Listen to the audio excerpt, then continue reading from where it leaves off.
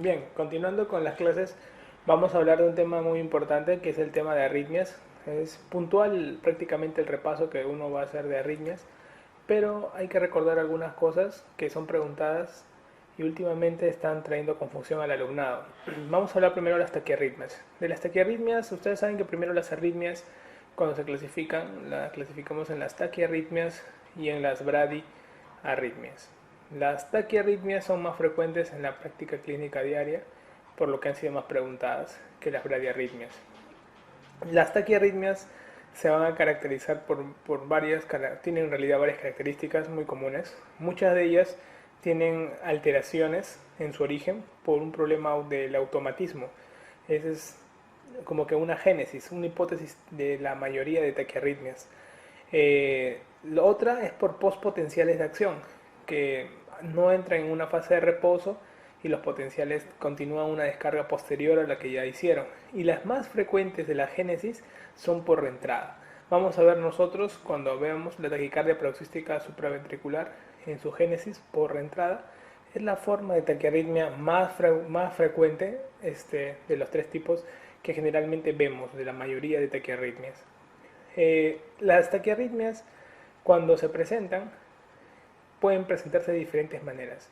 Algunas se originan a nivel auricular, otras se originan a nivel ventricular y otras tienen una alteración debido a una génesis anormal del ritmo y que justamente por una reentrada anormal que sea por tipo nodal o una reentrada a través de una vía accesoria se perpetúa el mecanismo de descarga constante que se va a venir dando. Cuando hablamos de las taquiarritmias, te van a preguntar cuál es la más frecuente. La más frecuente es las extrasístoles. Las extrasístoles ventriculares, extrasístoles auriculares en general, abarcan el tipo más frecuente de taquiarritmia, pero son las menos sintomáticas. No se tratan generalmente y solo se van a tratar cuando estos tengan alguna alteración, alguna clínica sintomática en el paciente y sobre todo conlleven molestias. Las extrasístoles se caracterizan por tener de comienzo y fin súbitos, son reproducibles y potencialmente curables, como la gran mayoría de las tres características más frecuentes de las taquiarrítmicas. Cuando estudian una taquiarritmia tienen estas tres características. Por lo tanto, la mayoría comparte mismos patrones clínicos, por lo que uno ya debe conocer, si te preguntan el tipo de arritmia, saber dónde debes encasillarla, ¿no? La fibrilación auricular es otra taquiarritmia importante, es la más preguntada y aparte es la taquiarritmia clínicamente más significativa porque es la más frecuente que se ve en la práctica clínica diaria. De todas las taquiarritmias que terminan dando alguna repercusión clínica, la fibrilación auricular es la más frecuente. Por eso te la preguntan más. Luego vas a encontrar el flutter y también las taquiarritmias asociadas a QRS ancho y a QRS estrecho, que es la forma como lo hemos catalogado para que un poquito se te pueda ordenar el tema, ya que taquiarritmias es como el tema de glomerulonefritis. Es todo un mundo que a veces si no sabes dónde comenzar a estudiarlas, pueda que no termines de estudiarla y al final los conceptos quedan en el aire, ¿no? Respecto a la génesis más frecuente de las taquiarritmias, dijimos que el tipo más frecuente era por reentrada. Hay dos tipos de reentrada, las de vía ortodrómica o las de vía antidrómica.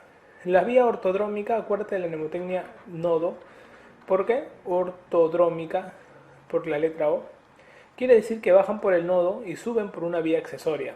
En cambio, en la antidrómica tienden a bajar por una vía accesoria y tienden a subir por el nodo. De tal manera que son dos mecanismos, de los tres mecanismos que existen para las taquiarritmias, este es el más frecuente y esta es la forma de cómo vamos a diferenciar.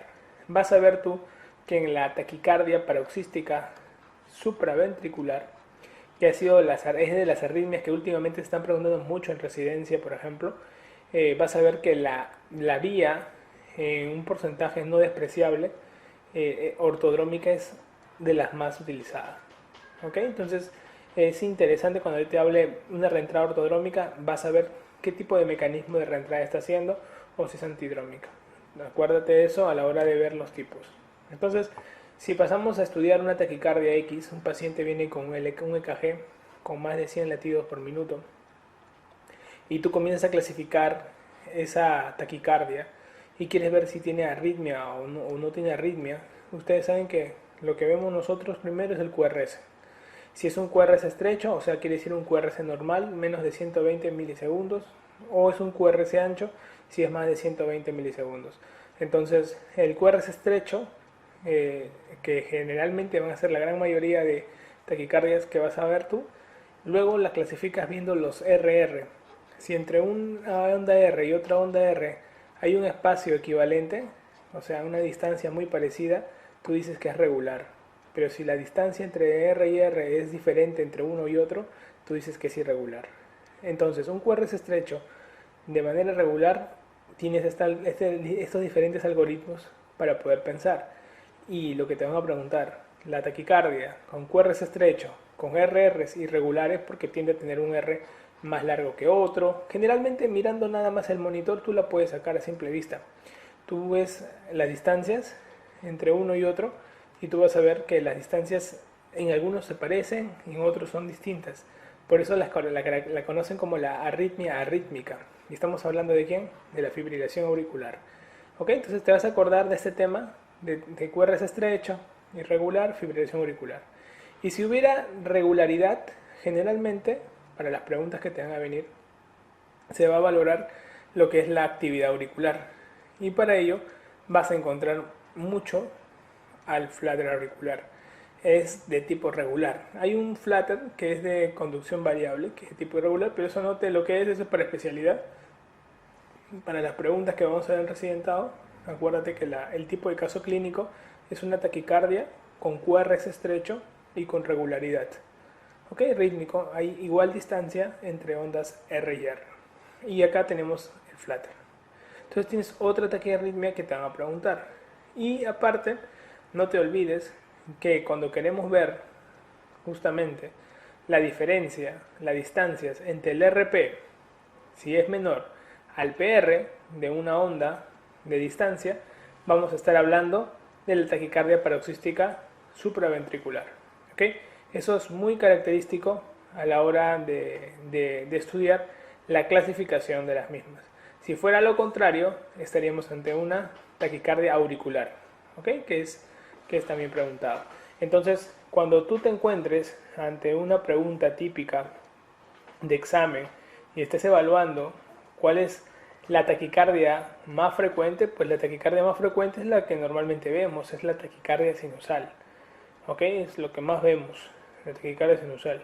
El cuadro de taquiarritmias que se enmarcan dentro de una taquicardia es cuando comienzas a estudiarlas con el cuadro de regularidad o irregularidad de las ondas R.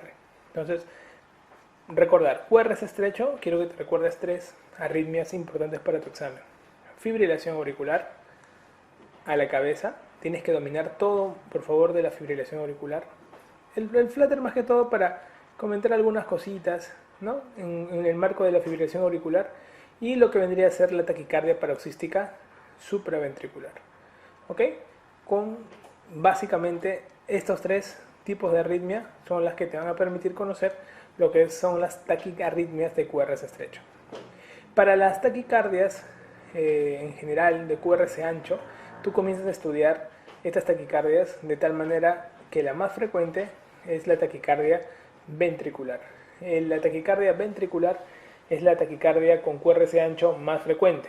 Tú vas a observar de que la taquicardia QRS estrecho, por ejemplo, a diferencia de la QRS ancho, generalmente la QRS estrecho, muchos de ellos tienen un corazón, por ejemplo, una cardiopatía aparentemente fisiológica de fondo, ¿no? No hay diferencia. En cambio, la taquicardia ventricular vas a observar de que el corazón tiene una cardiopatía estructural previa, pregunta de examen. Por eso que muchas taquicardias ventriculares, el 75% tienen en su base una cardiopatía estructural, una alteración que hace de que lo predisponga a mayor cantidad de arritmias, a mayor cantidad de daño por fibrilación, a mayor cantidad de extrasístolas que se puedan presentar. O sea, hay una mayor predisposición total para la formación de arritmias en general, ¿no? Entre pacientes con taquicardia ventricular. Entonces, eso quiero que recuerdes porque cuando más adelante estemos viendo las observaciones entre uno y otro, quiero que te recuerdes el momento cuando hablar de una taquicardia ventricular, estás hablando de un corazón con un fondo patológico a diferencia de las demás que no todas tienen necesariamente un fondo patológico a la hora del tema.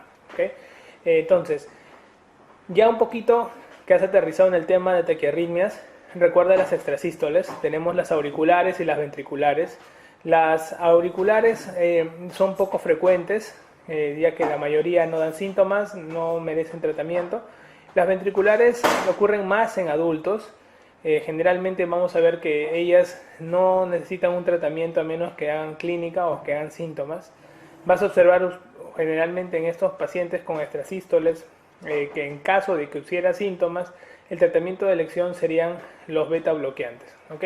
Como tratamiento de las extrasístoles, ya sean auriculares o ventriculares. Eso tenlo presente y he sido preguntado. Generalmente, como puedes observar, la extrasístole que se presenta tiende a tener una pausa compensadora que ayuda a mantener el cuadro todavía en una estabilidad eléctrica, ¿no? En tiempo y duración.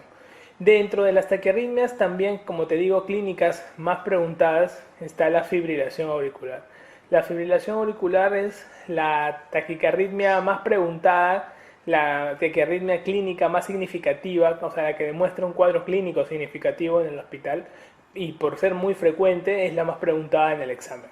Vas a verla característicamente con unas ondas F, donde ves una ausencia de onda P. Vas a ver un cuadro de QRS estrecho y los espacios entre R y R son irregulares. La frecuencia auricular que marcan son entre una frecuencia de 300 a 600, donde va el ventrículo a tener una respuesta a ese tipo de descarga y va a hacer de que la diástole pues se vea alterada y el volumen de llenado diastólico se vea mermado con una contracción insuficiente, por lo que muchos pacientes en fibrilación auricular tienden a entrar a una inestabilidad hemodinámica con pérdida haciendo una hipotensión, pérdida del marcado, generalmente la pauta del corazón, teniendo una hipotensión asociada por la descarga de fibrilación auricular, lo que le llamamos paciente con hemodinamia inestable asociada a una arritmia. La clínica generalmente es asintomático, pero cuando se presenta, se va a presentar en un cuadro de palpitaciones, cuadro de disnea. El paciente, si es un paciente con insuficiencia cardíaca de fondo y se escuadra con un cuadro de fibrilación auricular, generalmente la insuficiencia cardíaca tiende a descompensarse, y eso es lo que hay que tener en cuenta con estos pacientes. La etiología de la fibrilación auricular tú la debes conocer. Generalmente la predisponen muchas causas, hasta la misma intoxicación alcohólica, la misma intoxicación por drogas. Un paciente puede ser descompensado a una fibrilación auricular, pero generalmente cuando hablamos de cardiopatía asociamos cuadros clínicos típicos orgánicos de dilatación de la aurícula izquierda. Dentro de ellas, en el Perú, lo más frecuente, la estenosis mitral por fibra reumática como causa más frecuente y una dilatación auricular posterior a esa estenosis. Vamos a ver nosotros que la fibrilación auricular es un condicionante fundamental de tromboembolismo sistémico, por lo cual es una variable a tener en cuenta, ya que cuando la aurícula tiende a crecer más de 55 milímetros, tiende a haber una disminución de la velocidad de sangre a nivel de la orejuela, y eso tiende a predisponer, cuando la velocidad es menos de 20 centímetros por segundo, a una posibilidad de generar trombos. Otras causas de fibrilación auricular son los pacientes posoperados de corazón. El 25% salen con fibrilación auricular, pacientes con hipertiroidismo preguntado, pacientes que en estado de hipoxia nada más te puede dar fibrilación auricular, o pacientes con hipercapnia, pacientes que tengan una retención crónica maltratada, o pacientes que tengan una cardiopatía isquémica crónica, coronarios por todos lados. La cardiopatía hipertensiva, que tanto nosotros hablamos, también te puede predisponer. Justamente la fibrilación auricular es la arritmia más asociada a cardiopatía hipertensiva.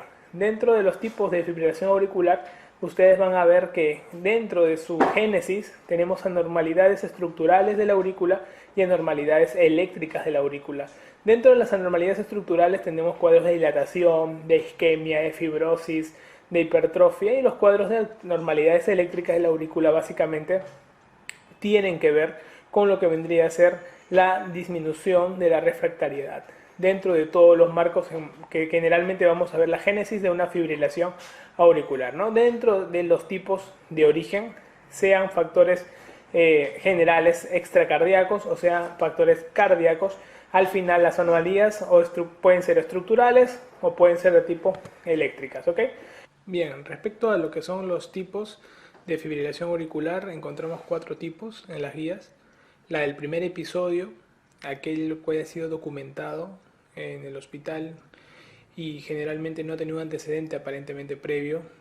El paroxístico, aquel que debuta en el paciente y se tiende a autolimitar farmacológicamente por terapia eléctrica o de manera autolimitada, y generalmente las primeras 48 horas tiende a ser autolimitado, ¿no? Pero puede presentarse durante toda la primera semana del proceso de la fibrilación auricular. En el caso de los pacientes que tienen una fibrilación persistente, son pacientes que también, a diferencia prácticamente del último, pueden sufrir o puede darse una cardioversión eléctrica importante, y lo que hay que tener en cuenta es que el primer episodio, la paroxística y la persistente, pueden ser sometidos a una cardioversión, a diferencia de la permanente que no se somete a una cardioversión pregunta de examen. La persistente tiende a demorar más, el paciente puede estar 2 o 3 meses con su fibrilación auricular, pero en un momento tiende a ser revertida en el tratamiento farmacológico. Más la permanente es aquel paciente generalmente mayor que tiene más de 6 meses con la fibrilación auricular y generalmente no es revertida la misma, ya que el paciente lo único que se le hace es anticoagulación y control de la frecuencia cardíaca, pero no se le hace una cardioversión farmacológica o eléctrica para volverlo a un ritmo sinusal, ¿no? En cambio, en lo que sí se puede intentar cardioversión es en el primer episodio, en la paroxística y en la persistente. En la permanente no, no y no se hace cardioversión. Sospechen una permanente en las preguntas de examen cuando te pongan un paciente con más de 6 meses de fibrilación auricular. Generalmente son permanentes. Solamente en ellos se hace un tratamiento de control de la frecuencia cardíaca más anticoagulación permanente. ¿Okay? Un INR entre 2 a 3, como son los valores que ya hemos mencionado en farmacología cardiológica, que deben mantener en un paciente con fibrilación auricular. No olviden que esta arritmia, la tercera parte de la forma de presentación es silenciosa, o sea, sintomática, y recuerden que aumenta 5 veces el riesgo de ACV de tipo isquémico. Recuerden que es una arritmia embolígena, es la causa más frecuente de embolia asociada en un paciente, por lo que solamente palpando el pulso uno puede saber si está ante una fibrilación auricular. Ven una taquicardia más de 100 con un ritmo que no es sincrónico, latidos asincrónicos totales que se puedan presentar, pues se van a hacer sospechar a una fibrilación auricular. El diagnóstico y la evaluación clínica de la fibrilación auricular, no olviden que el EKG tiene una recomendación de clase 1, evidencia C, para el diagnóstico. Vamos a observar ausencia de ondas PES, vamos a observar lo que vendría a ser la RR variable. ¿Okay? Estos dos ayudan al diagnóstico final mediante electrocardiografía. Recuerden también que a la hora que estamos ante un EKG, estas ondas son las ondas F minúsculas, ya que las ondas F mayúsculas son los del flutter, ¿no? En pacientes con fibrilación auricular, para evitar un tromboembolismo y hacer un ACV, nosotros usamos una puntuación que tienes que recordar para tu internado, que es el CHAS2 BAS2, ¿no? El CHAS lo que hace es asigna una variable, un puntaje, y mientras tengas una mayor puntuación, el paciente tiene la mayor probabilidad de hacer un ACV, ¿no? Ya que se hace un reconocimiento de tasa ajustada de ACV en porcentaje acumulativo por año, y el cual el paciente va a ir comenzando a tener una mayor posibilidad de hacer este mismo, ¿no? En la puntuación del CHAS2-VAS vemos nosotros factores de riesgo que son en este caso mayores, y estos factores de riesgo se van a asociar a variables de edad y variables clínicas.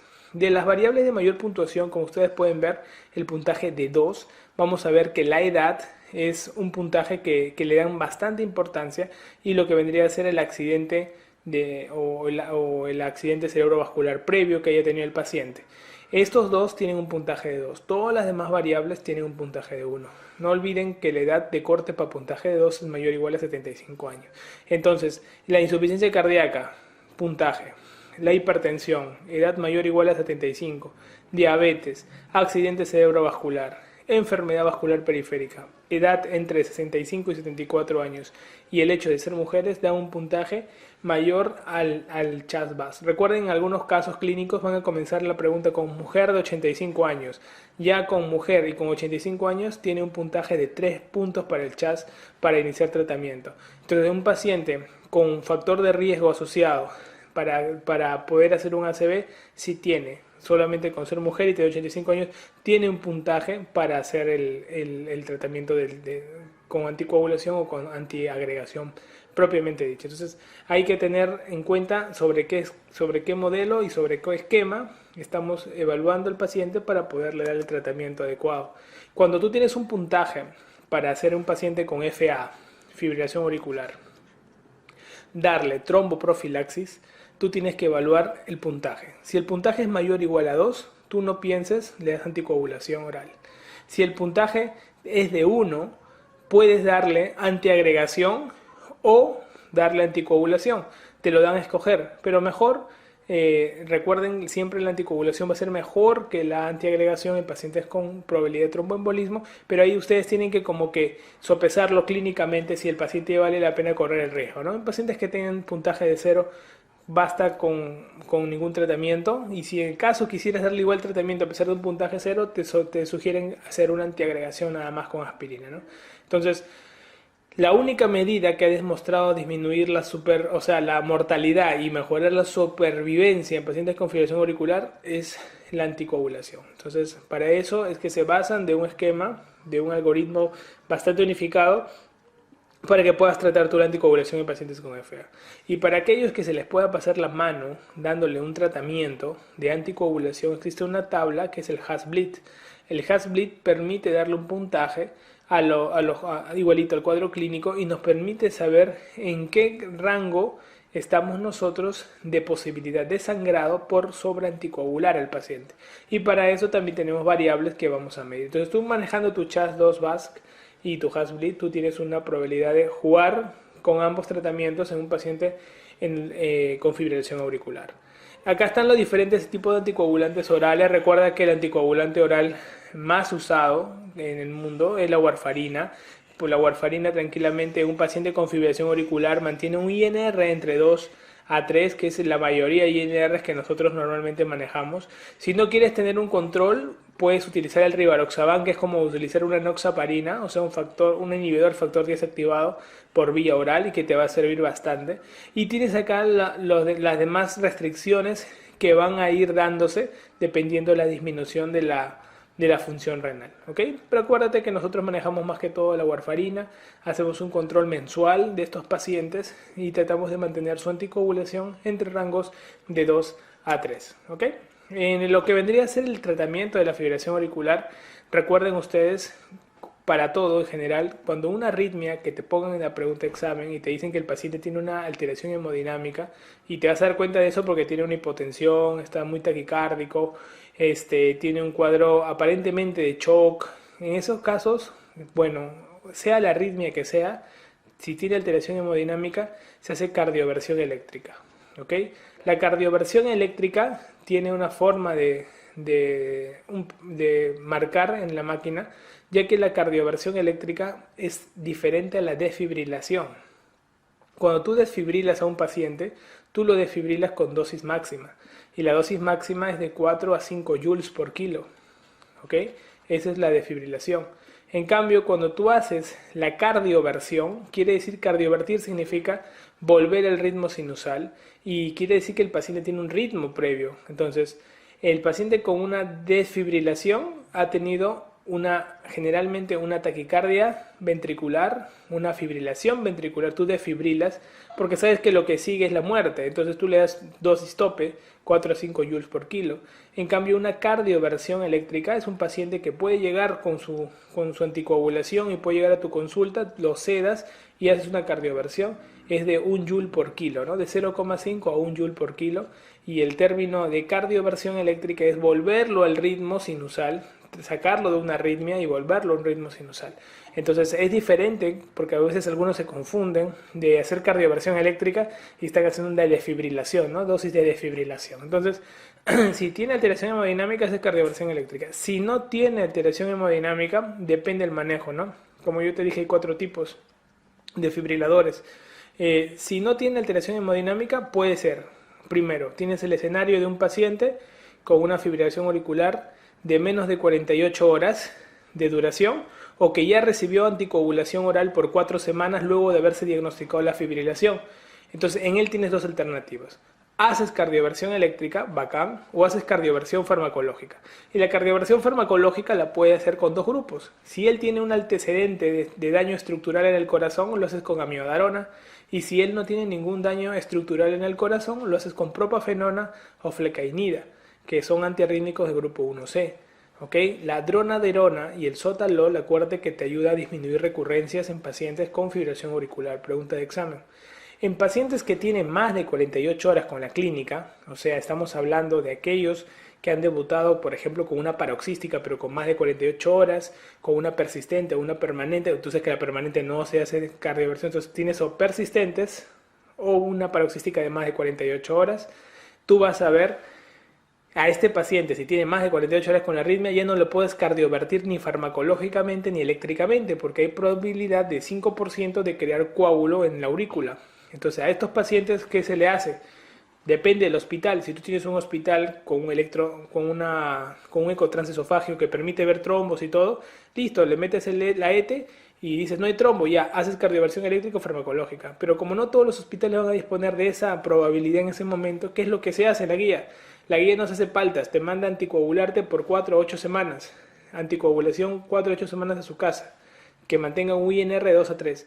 Y después de 4 o 8 semanas, por ese 5% de pacientes que hacen coágulos en la aurícula, tú vienes después de 4 o 8 semanas. Se supone que ya estás anticoagulado, quiere decir que ya no hay coagulitos ni nada, y recién te sometes a una defibrilación, en este caso una cardioversión eléctrica o cardioversión, farmacológica. Cualquiera de las dos, dependiendo de lo que tengas en el momento. Ustedes saben que la cardioversión eléctrica tiene mejores resultados que la cardioversión farmacológica. Y después que te han hecho la cardioversión, pues sigues la anticoagulación mínima al menos por 4 semanas más. Y ese es el manejo de los pacientes que no tienen inestabilidad hemodinámica en general de pacientes fibriladores. Este manejo te lo he tratado de hacer bastante esquemático y bastante sencillo para que lo recuerdes para todas las preguntas de examen que más adelante vas a ver. Vuelve a analizar la comparación que hemos tenido para que puedas fijar esos conceptos. Muchos preguntan, ¿a toda fibrilación auricular hay que volverla al ritmo sinusal sí o sí? La respuesta es no. En pacientes que tú vas a volver al ritmo sinusal son pacientes que tú has valorado muchas cosas. Has valorado que sí, tiene gran posibilidad de revertirse, o sea, que pueden ser a lo mucho hasta incluso los persistentes, pero no los permanentes. Y en pacientes que no has valorado la posibilidad de revertir porque sabes que es bien difícil la respuesta, tienden a recidivar, a recurrir, tú lo único que vas a hacer es una anticoagulación permanente y control de la frecuencia cardíaca. Y el control lo puedes hacer con fármacos controladores. A la cabeza los beta bloqueantes, la digoxina, los calcio antagonistas, como el diltiazem, te van a ayudar mucho en el control de la frecuencia cardíaca. En algunos casos podemos hacer tratamientos para la fibrilación auricular cuando estés muy molesta. Y en el caso de estos pacientes que hagamos tratamiento lo podemos hacer intraoperatoriamente siempre y cuando la aurícula no sea más de 60 milímetros, ya que no valdría la pena, sino entonces hacemos una ablación criotérmica. O lo podemos hacer por vía percutánea con cardiología intervencionista, también se puede hacer, de tal manera que hay muchas formas de hacer una ablación en un paciente con fibrilación auricular. Recordar entonces, la única forma más eficaz de todos los pacientes que sí se logran revertir y que pueden prevenir nuevos episodios, el único tratamiento eficaz para prevenir nuevos episodios es la miodarona. La miodarona es el antiarrítmico que más usamos nosotros en el hospital, que lo usamos para cardiovertir al paciente farmacológicamente, ya que la mayoría de pacientes que nosotros vemos tienen algún daño estructural, tienen cardiopatía hipertensiva, valvulopatía asociada, coronariopatía. Entonces, como tienen algún daño ya cardiópata, usamos de frente miodarona, no usamos propafenona, dronaderona, no nos vamos por ahí. Usamos ni propa ni flecainide, usamos de frente a miodarona, por ese pequeño detalle de que tienen corazones con una cardiopatía de fondo. Y van muy bien, la miodarona es excelente, acuérdense, estudien muy bien los efectos adversos de la miodarona, como lo hemos visto en antiarrítmicos, eso siempre lo preguntan, pero ya más o menos tienes el esquema general de la fibrilación auricular, ¿no? Flutter, ¿qué hablar de Flutter? Básicamente son ondas F mayúsculas más QRS estrecho, en el típico, frecuencia auricular 300, con una conducción 2 a 1, por lo tanto logras ver frecuencias cardíacas ventriculares 150, es menos embolígeno que la fibrilación auricular y el tratamiento, si tiene una inestabilidad hemodinámica, es la cardioversión eléctrica. Y en caso de que no haga una inestabilidad hemodinámica, lo que tú vas a hacer es tratamiento con digitálicos, beta bloqueantes, Puedes usar un calcio antagonista como el verapamilo o puedes usar antiarrítmico como la amiodarona. Definitivamente el flúter, a diferencia de la fibrilación auricular, es bien rebelde al tratamiento farmacológico y tiende a recurrir, por lo que el tratamiento definitivo termina siendo la ablación por radiofrecuencia cabo-tricuspidia, ¿no? Que en este caso se da porque la mayoría son resistentes a antiarrítmicos. Acá vemos el flúter con las ondas F mayúscula. Bien, respecto a los trastornos de QRS estrecho, lo que nosotros vemos como representante es la taquicardia paroxística supraventricular.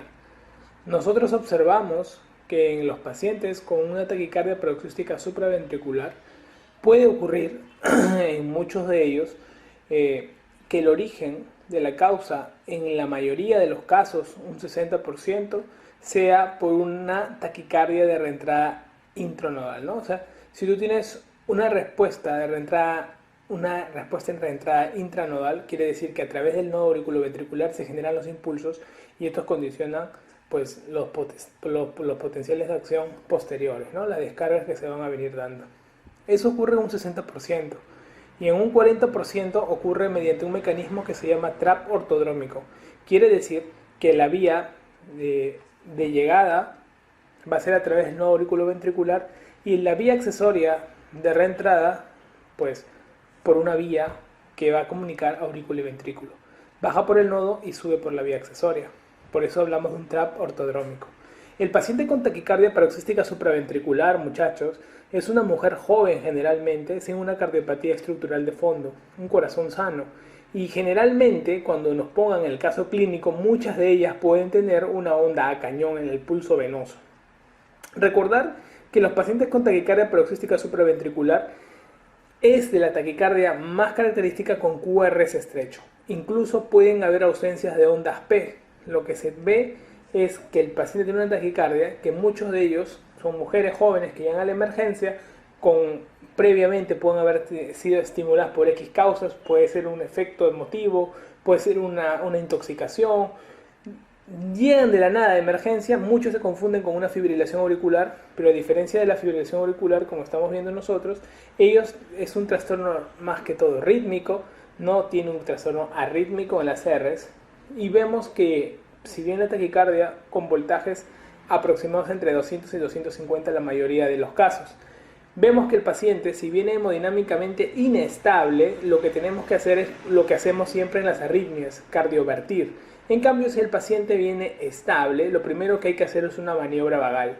Una compresión a nivel del ángulo de la mandíbula por 5 segundos con el paciente en decúbito porque puede desplomarse, y lo que vamos a hacer nosotros es tener una respuesta a esa compresión, que es una bradicardia. En caso de no tener una respuesta, podemos tentar con un fármaco. El fármaco que más usamos es la adenosina, 6 miligramos de adenosina endovenosa, como una respuesta a ese mecanismo.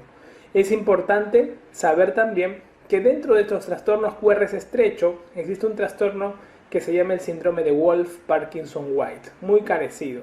Esto ocurre más en pacientes varones jóvenes, donde se asocia una deformación de ascenso a la hora de la formación de la onda R, y vamos a ver nosotros que el PR lo tiene corto, por ello está dentro agrupado de los síndromes de preexcitación con alteración de la onda de ascenso en la onda R. Y al ver nosotros este tipo de pacientes, se ven que su génesis sobre todo se debe a un trap ortodrómico. Estos pacientes tampoco tienden a tener una cardiopatía estructural previa, y en caso lo tuvieran, se asocian muchos de ellos a anomalías como la anomalía de Epstein. Es importante saber que el síndrome de Wolff-Parkinson-White también puede responder a maniobras vagales, pero muchos de ellos tienden a no tener una buena respuesta, y por lo cual se tiene que dar un tratamiento farmacológico.